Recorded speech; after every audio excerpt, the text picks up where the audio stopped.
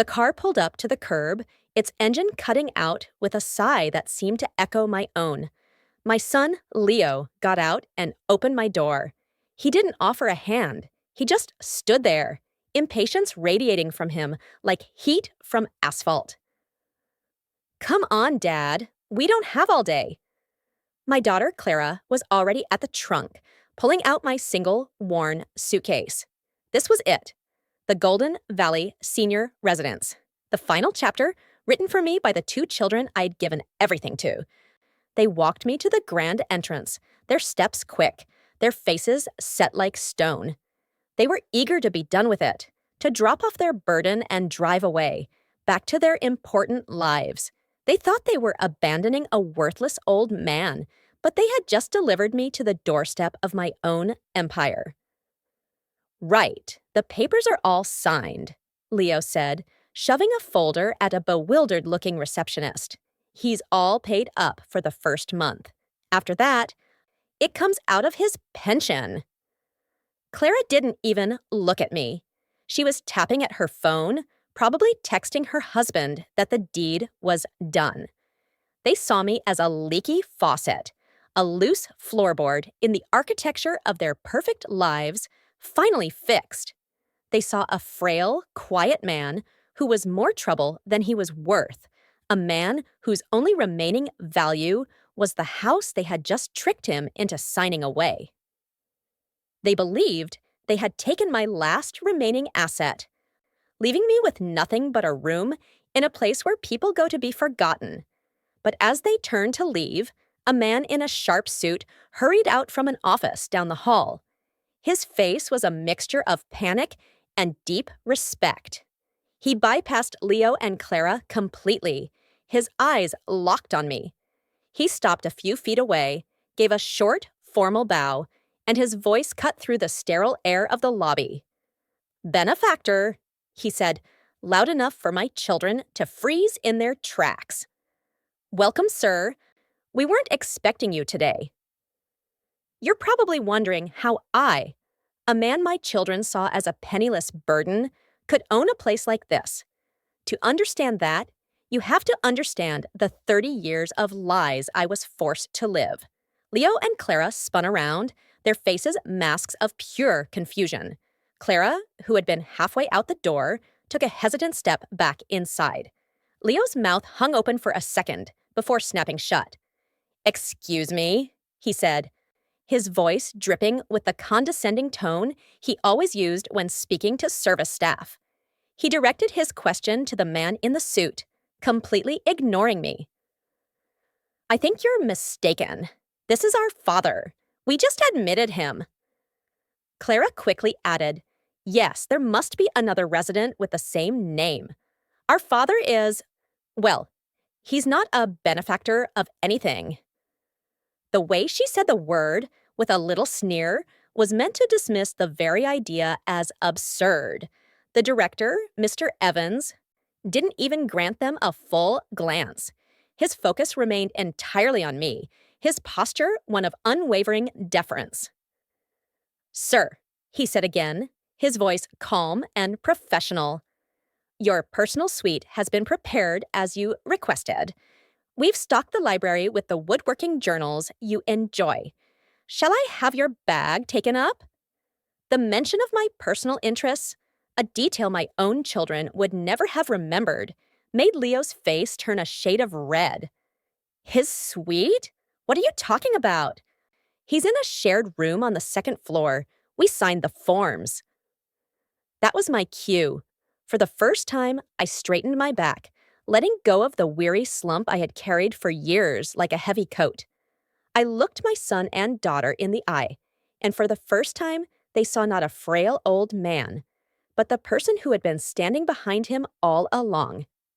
"The forms you signed were a formality, Leo," I said. My voice was not the weak, wavering thing they were used to. It was level and cold. "They were the final piece of evidence I needed." I gestured toward the director. "Mr. Evans is correct. This is my facility. In fact, this entire chain of premium retirement communities across 3 states is mine. It is the central project of the Vance Foundation. I let the words hang in the air. My foundation. Clara's perfectly made-up face crumpled in disbelief. Your foundation? Dad, what are you saying? You were a mechanic. You lived off a pension.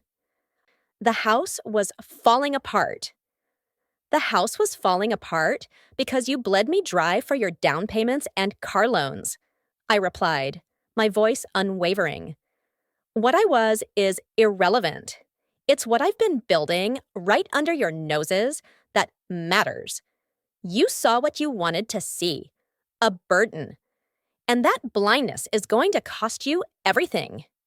Their faces were a picture of utter bewilderment, like a complex equation they couldn't solve.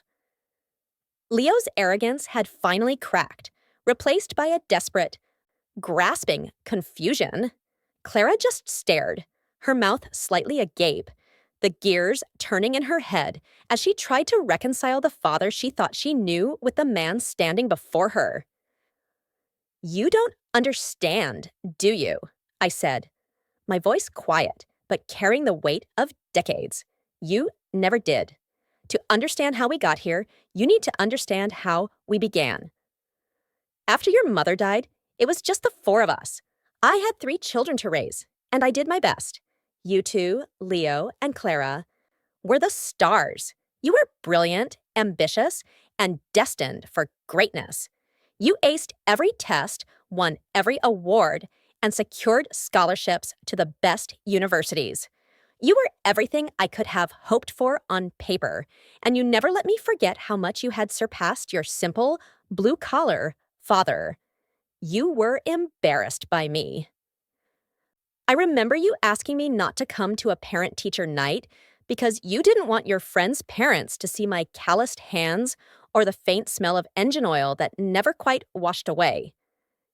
You told your friends I was a mechanical engineer because mechanic sounded so common. And then there was Daniel, your younger brother. He wasn't like you. He didn't have your grades or your sharp ambition. He was quiet, sensitive, and kind to his core. While you two saw the world as a ladder to be climbed, Daniel saw it as a garden to be tended. He was the one who remembered your mother's birthday.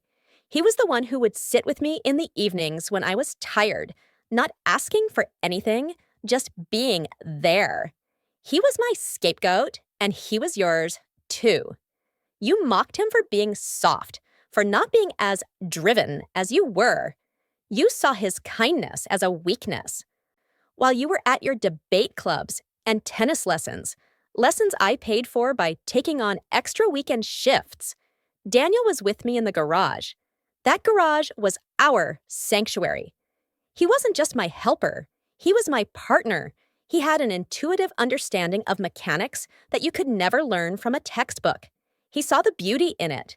He'd trace the lines of a blueprint with his finger and see not just metal and gears, but a working, breathing system. He never once wrinkled his nose at the grease on my hands. He would just grab a rag and start wiping his own. You'd call him Grease Monkey as you walked past, on your way to ask for money for another school trip abroad. You had no idea the foundation of your entire future was being built in that dusty garage you so despised. You saw a dirty garage, but it was our laboratory. You heard noise, but it was the sound of progress. I kept my gaze fixed on them, forcing them to listen to the story they had ignored their whole lives.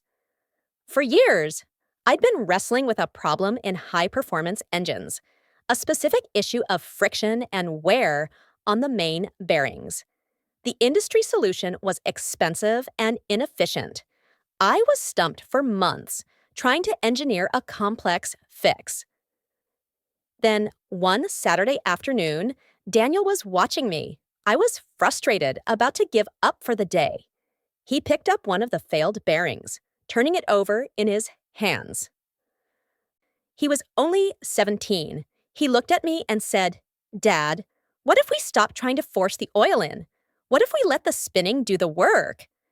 He sketched an idea on a greasy napkin, a series of tiny, spiral grooves cut into the bearing itself.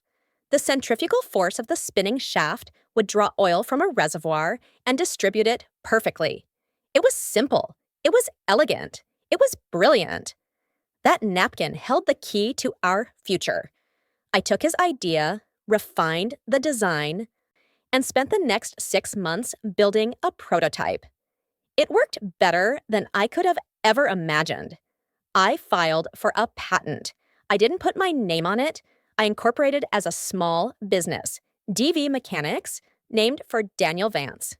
He was the heart of it, and I wanted the world to know. I knew I couldn't tell you too. Your hunger for status and money was a bottomless pit. If you had known, you would have seen it not as a legacy, but as a lottery ticket to be cashed in immediately for sports cars and fancy vacations. You would have torn it, and us apart. So I lived 2 lives. In one, I was the aging mechanic you knew, scrimping and saving from my pension to hand you money whenever you demanded it. In the other, I was the silent owner of a patent that was starting to make waves. A small manufacturer licensed it first, then a larger one. Within 5 years, the Vance self-lubricating bearing was becoming an industry standard for specialized generators and marine engines. The royalty checks started small, then grew to staggering amounts. I never touched a dime of it for myself. I hired a wealth manager and an investment advisor. The money was put to work, quietly growing in the background, a secret empire built on the very work you mocked, inspired by the son you ridiculed. Your arrogance was my greatest shield. You were so certain of my insignificance that you never thought to ask what your grease monkey, father and brother, actually did in that garage all day. Everything was perfect. The money was a river, flowing silently into accounts and investments, all managed under the DV Mechanics name. Daniel was about to start university for a proper engineering degree. The plan was for him to take over the company officially when he graduated. We had a future, he and I. It was a secret, but it was ours. And then came the phone call that changes a parent's world forever. A drunk driver had run a red light. Daniel's car was unrecognizable. He wasn't gone, not yet. He was in a coma, the doctors here giving him a slim chance of survival. But there was hope. A specialized clinic in Germany that was pioneering a new type of neurological surgery. The cost was astronomical, well into the millions. This, I thought, would be the true test. I went to both of you. I told you I had emptied my savings. I told you I needed your help to save your brother's life. I begged you. Clara, your eyes didn't even tear up.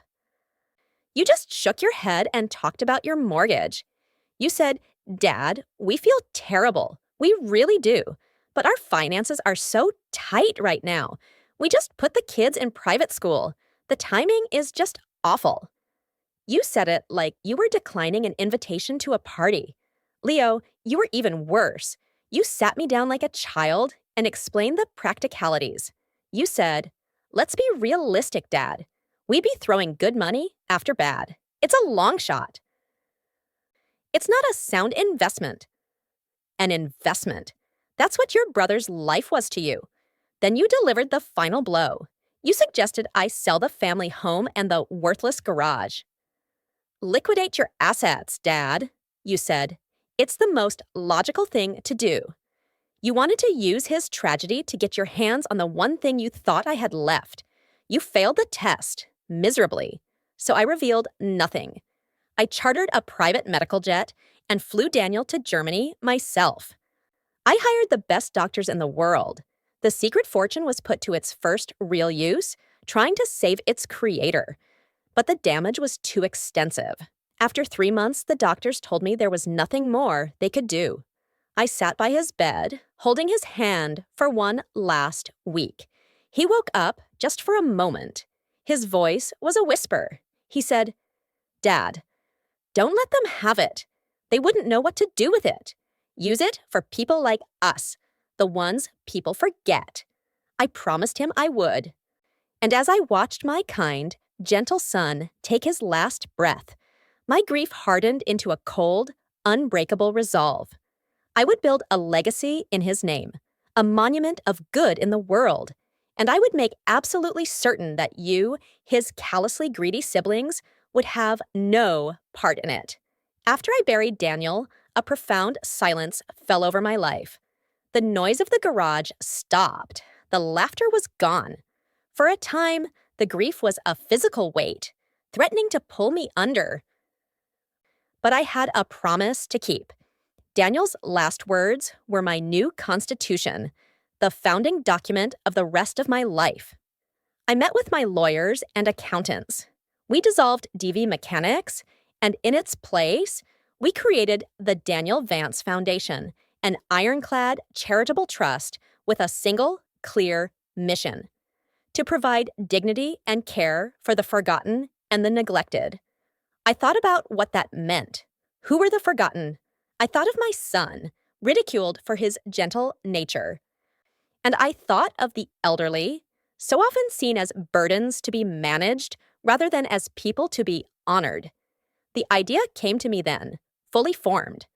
I would not just build a nursing home, I would build a new kind of home, a place that felt like a resort, not a hospital, a place where a person's final years would be filled with respect, engagement, and peace. I would call it Golden Valley. While I was meeting with architects, buying land, and interviewing directors like Mr. Evans. To you, I was just Dad. A little more stooped, a little quieter after Daniel's death. An aging father sitting on what you believed was his only asset, the family home. With Daniel gone, your greed, which had once been divided, now focused entirely on me. You saw me as a dwindling resource to be exploited before it ran out. Clara, you needed help with a down payment on a bigger house to impress the other mothers at your kids' private school. Leo, your new business venture was always on the verge of collapse, requiring infusions of cash you swore you'd pay back with interest. I gave you the money every time. I'd make a show of going to the bank, of withdrawing from my limited savings. You'd take the envelope of cash and give me a lecture on how I should be spending less on my hobbies. Meanwhile, 100 miles away, a construction crew was breaking ground on the first Golden Valley residence, a $50 million project. Every sigh you made when you had to drive me to a doctor's appointment, every complaint about the price of my prescriptions, every impatient glance at your watch when you visited, I cataloged them all. Each act of selfishness wasn't an insult. It was a confirmation. It was fuel for my resolve. I knew you wouldn't be satisfied with just my pension. I was just waiting for you to make the final move, to go for the one thing you thought was left, the house your brother grew up in. And then, last spring, it came. You must have decided that bleeding me dry a few $100s at a time was too slow. It was time to cash in the grand prize. The strategy shifted. You started manufacturing a crisis. One week, Clara, you called me in a panic, claiming I'd left the stove on. I hadn't used it all day. The next, Leo, you spent an hour talking about a friend's father who had a terrible fall and how I couldn't risk living alone anymore. You were building your case, brick by brick, not out of concern, but out of avarice. Then came the intervention. You sat me down at the kitchen table with a glossy brochure for a place called Maple Grove Assisted Living. I knew the place. It was a grim, underfunded facility where the residents looked as gray as the walls. But you sold it like it was a tropical cruise. "Look, Dad, a bingo hall and shuffleboard," Clara chirped, pointing at a picture of sad-looking seniors under fluorescent lights. "You'll be so safe. And we can visit all the time," Leo lied, knowing full well it was an hour's drive away. The final piece of your plan was the paperwork. You brought it over a week later, a thick stack of documents. "It's just the admission forms and some legal stuff to make things easier for us to manage your affairs." you said breezily. You spread them across the table, conveniently marked with yellow "Sign Here" tabs. I saw the document you tried to bury in the middle, right between a consent to treat form and a liability waiver. It was a quitclaim deed, a legal document transferring ownership of my house to you for the sum of $1. I played my part. I pretended to be confused by all the legal jargon. I let my hand tremble as I held the pen. Are you sure about this, kids? It seems like a lot. Clara patted my hand. Don't you worry your little head about it, Daddy. We've taken care of everything. We're your children. You can trust us. Leo just tapped his pen impatiently. It's for your own good, Dad. Just sign. And so I did. With a shaky signature, I signed over the deed to the house. I watched the triumphant look you shared over my bowed head, the silent, ugly celebration in your eyes. You thought you had finally won, that you had secured your inheritance. You packed my single suitcase, whispering to each other in the hall about what color to paint the walls before you put it on the market. You thought you were closing the book on your burdensome father. You had no idea you were stepping into the trap I had been setting for 10 years. And so, that brings us to today, to this lobby. My voice returned to the present, a calm, cutting edge slicing through the tense silence. I looked at my two children, whose faces had shifted from confusion to a dawning, sickening horror. Leo, ever the fighter, tried to wrestle back control of the narrative. "This is ridiculous," he sputtered, jabbing a finger towards Mr. Evans. "Dad, can't you see what's happening? This man is a con artist. He's taking advantage of you, filling your head with these fantasies. We're your family. We're trying to help you." "Help me?" I asked, a faint, humorless smile touching my lips. "Is that what you call it?" I reached into the inner pocket of my old jacket and pulled out a folded piece of paper. I slowly unfolded it. It was a copy of the quitclaim deed they had made me sign. I held it up for them to see. "Let's talk about your help." This was the masterstroke, wasn't it? The culmination of your grand plan. Coax the confused old man into signing away his house, dump him in the cheapest home you can find, and split the profits. It was flawless. Clara began to tremble. "Dad, we thought it was for the best." "Silence," I commanded, and for the first time in their lives, they obeyed instantly. "You went to all that trouble for this signature. You lied, you manipulated, you put on a performance worthy of the stage. But you overlooked one tiny detail." I let the silence stretch, watching the blood drain from their faces. "The law states that you cannot sign away something you do not own. And when my hand signed this worthless piece of paper, I had not legally owned that house for over a month." I paused to let the words sink in. I donated the house and the garage you so despised to the Daniel Vance Foundation 6 weeks ago. It's already been designated as the site for our new Daniel's Place, a guest house for families with limited means to stay while they visit their loved ones here. The deed you're holding isn't just worthless. It's evidence of attempted fraud. My lawyer has the original, along with my sworn testimony about the coercion you used to obtain it. Their mouths opened and closed like fish on a dock. The color was gone from their faces, replaced by a ghastly, pale shock. "You tried to steal the home your brother grew up in," I said, my voice dropping to a near whisper, yet each word was a hammer blow. "The place where he dreamed up the very fortune you will now never, ever touch. You are not fit to speak his name, let alone inherit his legacy." The dam of their composure finally broke. Clara was the first to crumble, her face contorting in a mask of theatrical grief as she lunged forward, trying to grab my arm. "Daddy, Daddy, please, we're sorry." "We made a mistake. We had no idea we were just We were stupid. We love you, Daddy. We love you. Leo, seeing her approach, quickly followed suit, his face streaked with tears that had appeared as if by magic. She's right, Dad. It was a mistake, a terrible one.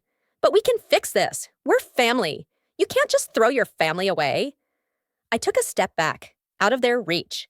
I looked at their desperate, pleading faces and felt nothing but a profound, cold emptiness. Family? I repeated, the word tasting like ash in my mouth. A family doesn't see a brother's life as a sound investment. A family doesn't see a father as an asset to be liquidated. Your apology is 10 years too late and aimed at the wrong target.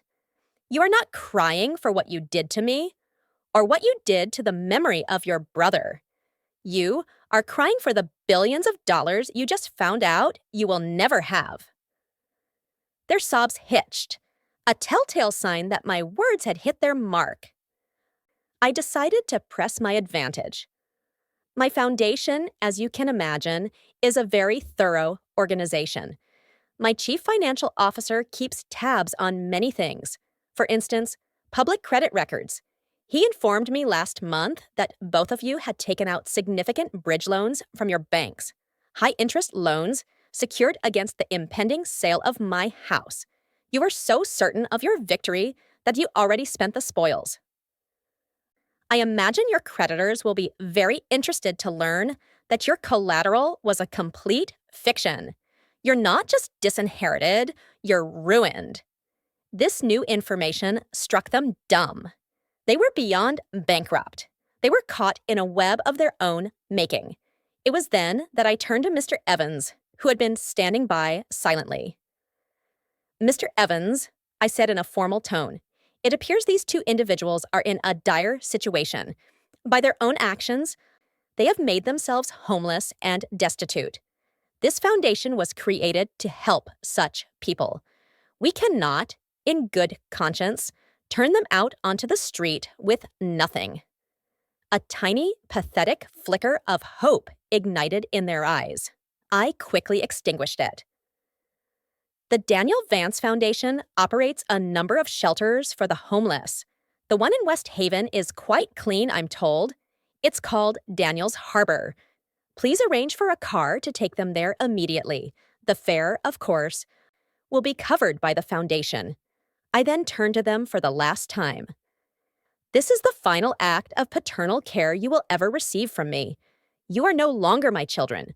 From this moment on, you have no father, no inheritance, and no name. Now, please leave my building. As Mr. Evans motioned to two discreet security guards, their pleading turned to shrill, ugly screams. You can't do this. We're your children. The heavy glass doors slid shut, cutting off their cries, and leaving me in the quiet, peaceful lobby of the empire they would never know. The silence that followed their departure was the most peaceful sound I had heard in decades. It was the sound of a long, painful chapter finally closing. The air in the lobby seemed lighter. Mr. Evans stepped forward, his expression one of deep sympathy. "Welcome home, sir," he said softly. I nodded, a genuine smile forming on my face for the first time that day. "Thank you, Mr. Evans. It's good to be here." He led me through the main atrium. It was nothing like the grim brochure for Maple Grove. Sunlight streamed through a high glass ceiling, nurturing an indoor garden where residents sat reading or playing chess. The sound was a gentle hum of quiet conversation and soft music. An elderly woman with bright, intelligent eyes looked up from her newspaper and waved. "Arthur, good to see you. Are you joining the history lecture this afternoon? It's on Roman aqueducts." I smiled back. "Wouldn't miss it, Helen." This was my community. This was the family I had built. Mr. Evans escorted me to a private elevator. As we ascended, he said, "Sir, what you did back there, it was a difficult thing. I'm sorry you had to experience that." I looked out the glass elevator at the vibrant community below. It wasn't difficult, Mr. Evans, I replied. It was necessary. It was the lancing of a wound. Now, it can finally heal. The elevator opened directly into my suite. It was spacious and warm, with floor-to-ceiling windows that overlooked a rose garden and a koi pond. Bookshelves were filled with engineering texts and classic novels. In one corner, next to the window, was a small, immaculate workshop, complete with a brand-new lathe and a set of professional carving tools. On the bedside table was a single, silver-framed photograph of a smiling 17-year-old Daniel. I walked over to the window and looked down at the garden, at the world I had built from grief, and a promise. They thought my story was ending today, that they were writing the final, pathetic sentence. They didn't know that this was the first day of my real life. For 30 years, I allowed their judgment to be my cage. I was the simple father, the burden, the man left behind by their ambition. But a person's worth is not determined by those who seek to diminish it. My worth was forged in love, with a son who saw me for who I was. It was built in secret, with my own hands, fueled by a legacy they could never comprehend. The greatest revenge is not destruction, it's creation. It is building a life of such purpose and peace that the memory of those who wronged you fades into utter insignificance. My son's monument isn't the ruin of his siblings. It is the laughter in these halls, the dignity in these rooms, and the sunlight in this garden. I am finally home.